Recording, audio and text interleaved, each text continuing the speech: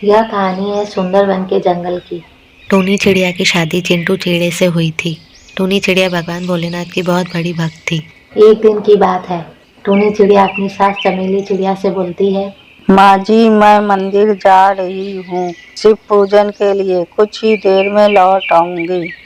टूनी बेटा, तेरे जैसी बहू पाकर मेरे तो भाग ही खुल गए। जब से तू इस घर में आई है, इस घर में खुशियाँ लौट आई है। फिर टूनी चिड़िया शिव जी की पूजा करने के लिए मंदिर चली जाती है।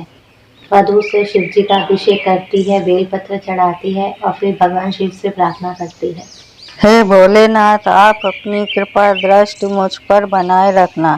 मेरे परिवार में ऐसे ही खुशियाँ बनी रहें और हम सब हमेशा ऐसे ही हंसी खुशी साथ रहें।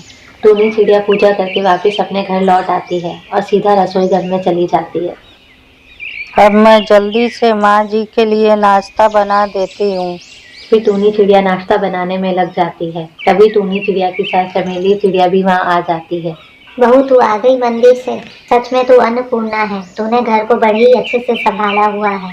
माँ जी, अब आप मेरी तारीफ करना बंद करें और अब आराम से बैठकर चाय नाश्ता कीजिए। टूनी चिड़िया बहुत अच्छे स्वभाव की थी और वह हमेशा ही अपने घर परिवार को जोड़े रखने की पूरी कोशिश करती थी। एक दिन की बात है, जब टूनी चिड़िया का पति चिंटू चिड़िया वापस अपने घर लौटकर आ रहा होता है। तभी जंगल के रास्ते से सामने से हवाई मोटर आ रही थी। तभी टिंकू चिड़िया उस हवाई मोटर से टकरा जाता है। हवाई मोटर का मालिक आलू पोगा चिंटू चिड़िया को उसके घर पहुंचाता है और डॉक्टर को भी बुलवा लेता है। कालू बेटा, यह क्या हो गया?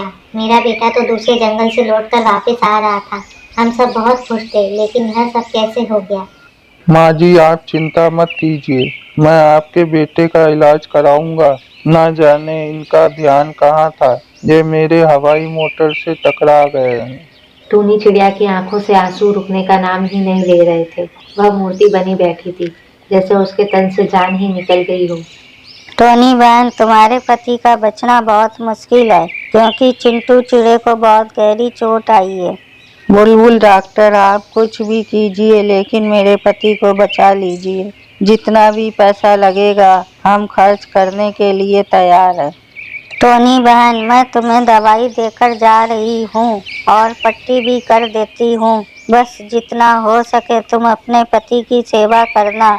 हो सकता है चिंटू चिड़े को कुछ आराम मिल जाए। इतना कहकर बुलबुल डॉक्टर दवा देकर वहां से चली जाती है। डॉक्टर के जाने के बाद चमेली चिड़िया अपनी बहू टूनी चिड़िया से बोलती है, टूनी बहू, तुम तो महादेव की बहुत बड़ी भक्त हो। बेटा, तुम महादेव से प्रार्थना करो, वह तुम्हारी प्रार्थना जरूर सुनेंगे। ठीक है माँ जी, मैं अभी मंदिर जाती हूँ। वहाँ जाकर शिव जी से प्रार्थना करती हूँ, वह मेरी प्रार्थना जरूर सुनेंगे और चिंटू जी जल्द ही ठीक हो जाएंगे। इतना कहकर टूनी चिड़िया मंदिर की तरफ चली जाती है और शिव जी का ध्यान करती है। हे महादेव, आप तो देवों के देव महादेव हैं, कुछ तो चमत्कार कीजिए महादेव। मैं आपका ध्यान तब तक करती रहूंगी जब तक मेरे पति को होश नहीं आ जाता है। फिर टूनी चिड़िया शिवलिंग पर बेलपत्र चढ़ाती है और महादेव जी का ध्यान करने लग जाती है। टूनी चिड़िया भूखी प्यासी महादेव का ध्यान करती है।